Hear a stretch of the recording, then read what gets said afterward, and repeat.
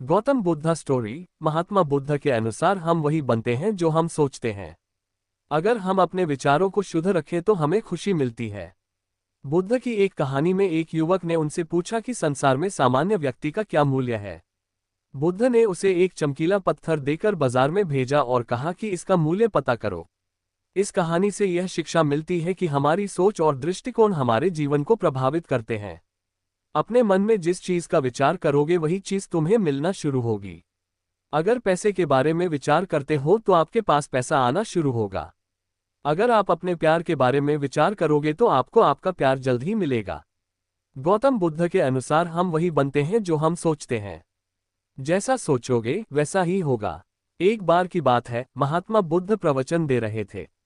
प्रवचन में आसपास के बहुत से लोग शामिल थे और सभी लोग ध्यान से बुद्ध को सुन रहे थे। कुछ देर में प्रवचन समाप्त हो गया। तब लोगों ने बुद्ध को प्रणाम किया और अपने अपने घर को चल पड़े। पर एक ये युवक वहां पर ही बैठा रह गया। बुद्ध की नजर उस युवक पर पड़ी तो वे पूछ बैठे, क्या बात है। युवक बुद्ध के पास गया और प्रणाम करके बोला, प्रभु बहुत उलझन में हूँ, जितना इस बारे में सोचता हूँ उतना ही उलझ जाता हूँ। युवक हाथ जोड़कर बोला, प्रभु ये संसार कितना विशाल है। संसार में लाखों करोड़ों लोग निवास करते हैं, उनमें भी एक से बढ़कर एक विद्वान कलाकार योद्धा है। ऐसे में उन सबके बीच एक सामान्य प्राणी का क्या मूल्य है। युवक की बात सुनकर बुद्ध मुस्कुरा दिए। वे बोले, तुम्हारी जिज्ञासा का उत्तर मिल जाएगा पर इसमें थोड़ा सा समय लगेगा। महात्मा बुद्ध ने फिर उससे पूछा, क्या तब तक मेरा एक छोटा सा काम कर सकते हो। प्रभु ये तो मेरे लिए गर्व का विषय है कि मैं आपके काम आ सकूं। युवक ने पुनः अपने हाथ जोड़ दिए और कहा, आप आदेश करें। प्रभु बुद्ध ने युवक को एक चमकीला पत्थर देते हुए कहा, तुम्हें इस पत्थर का मूल्य पता करना है, पर ध्यान रहे इसे बेचना नहीं है। सिर्फ इसका मूल्य पता करना है, जैसी आज्ञा प्रभु। ऐसा कहते हुए युवक ने बुद्ध से वह पत्थर ले लिया। उसने एक बार फिर से उन्हें प्रणाम किया और बाजार की ओर चल पड़ा। बाजार वहां से ज्यादा दूर नहीं था तो युवक थोड़ी देर में वहां पहुंच गया। वह सुबह का समय था, इसलिए बाजार अभी ठीक से लगा नहीं था। वहां पर इक्का दुक्का दुकानदार ही थे। युवक की जिज्ञासा वश इधर उधर नजर गई। उसे एक दुकानदार नजर आया जो आम बेच रहा था। युवक उस दुकानदार के पास पहुंचा और उसे पत्थर दिखाते हुए बोला, क्या आप इस पत्थर की कीमत बता सकते हैं। दुकानदार एक चालाक व्यक्ति था।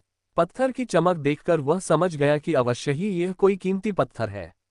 वह बनावटी आवाज में बोला, देखने में तो कुछ खास नहीं लगता, पर इसके बदले 10 आम दे सकता हूं। दुकानदार की बात सुनकर युवक को हल्का सा क्रोध आ गया कि इतना सुंदर पत्थर और इसका मूल्य सिर्फ 10 आम, अवश्य ही यह झूठ बोल रहा है। युवक को चुप देखकर दुकानदार बोल उठा, क्या कहते हो, निकालूं आम। पर युवक ने दुकानदार को कोई जवाब नहीं दिया। वह चुपचाप आगे बढ़ गया। सामने एक सब्जी वाला अपनी दुकान सजा रहा था। युवक उसके पास पहुंचा और उसे पत्थर दिखाते हुए उसका मूल्य पूछा। उस पत्थर को देखकर सब्जी वाले की आंखें खुशी से चमक उठी। वह मन ही मन सोचने लगा, ये पत्थर तो बहुत कीमती जान पड़ता है, अगर यह मुझे मिल जाए तो मजा ही आ जाए। दुकानदार ने कहा, वैसे मैं इस पत्थर के बदले एक बोरी आलू दे सकता हूं। सब्जी वाले के चेहरे की कुटिलता देखकर युवक समझ गया कि ये दुकानदार भी मुझे मूर्ख बना रहा है। मुझे किसी और से इसका मूल्य पता करना चाहिए। ये सोचता हुआ युवक आगे बढ़ गया। सब्जी वाले दुकानदार ने युवक को पीछे से आवाज लगाई, क्या हुआ भाई, अगर आपको यह मूल्य कम लग रहा है तो बताएं तो मैं इसे बढ़ा दूंगा। युवक ने उसकी बात पर ध्यान नहीं दिया और वह अब इधर उधर किसी ऐसे व्यक्ति को खोजने लगा जो जानकार हो और उस पत्थर की सही मूल्य बता। युवक को लग रहा था कि अवश्य ही यह कोई कीमती पत्थर है। शायद कोई जोहरी इसका सही मूल्य बता सके। यही सोचते हुए युवक एक जोहरी की दुकान पर पहुंचा। जोहरी अपनी दुकान को अभी खोल ही रहा था। उसने दूर से युवक को अपनी दुकान की ओर आते हुए देख लिया था। साथ ही उसने युवक का हुलिया देखकर यह भी भांप लिया था कि यह कोई गरीब व्यक्ति है जो संभवतः कोई गहना बेचने आया होगा। जोहरी ने हाथ जोड़कर युवक को नमस्कार किया और मुस्कुराकर पूछा, बताएं महोदय मैं आपकी क्या सेवा कर सकता हूं। युवक ने बुद्ध का दिया पत्थर अपनी हथेली पर रख दिया और बोला, इसका मूल्य पता करना था। पत्थर को देखते ही जोहरी उसे पहचान गया कि यह बेशकीमती रूबी पत्थर है जो किस्मत वाले को मिलता है। वह बोला, पत्थर मुझे दे दो और मुझसे 1 लाख रुपए ले लो। कहते हुए जोहरी ने पत्थर लेने के लिए अपना दाहिना हाथ बढ़ाया, पर तब तक युवक ने पत्थर को अपनी मुट्ठी में बंद कर लिया था। उसे पत्थर के मूल्य का अंदाजा हो गया था, इसलिए वह बुद्ध के पास जाने के लिए मुड़ गया। जौहरी ने उसे पीछे से आवाज लगाई, अरे रुको तो भाई, मैं इसके 50 लाख दे सकता हूँ। लेकिन युवक को वह पत्थर बेचना तो था नहीं, इसलिए वह रुका नहीं और दुकान के बाहर आ गया। जौहरी भी कम चालाक नहीं था, वह उस अनमोल पत्थर को किसी भी कीमत पर अपने हाथ से जाने नहीं देना चाहता था। वह दौड़कर उसके आगे आ गया और हाथ जोड़कर बोला, तुम ये पत्थर मुझे दे दो, मैं इसके बदले 1 करोड़ देने को तैयार हूँ। युवक को जौहरी की बातों में अब कोई रुचि नहीं रह गई थी। वह जल्द से जल्द बुद्ध के पास पहुंच जाना चाहता था, इसलिए ना तो वह रुका और ना ही उसने जौहरी की बात का कोई जवाब दिया। वह तेज तेज कदमों से बुद्ध के आश्रम की ओर चल पड़ा। जौहरी ने पीछे से आवाज लगाई, यह अत्यंत मूल्यवान पत्थर है, अनमोल है, तुम जितने पैसे कहोगे मैं दे दूंगा। ये सुनकर वह युवक परेशान हो गया।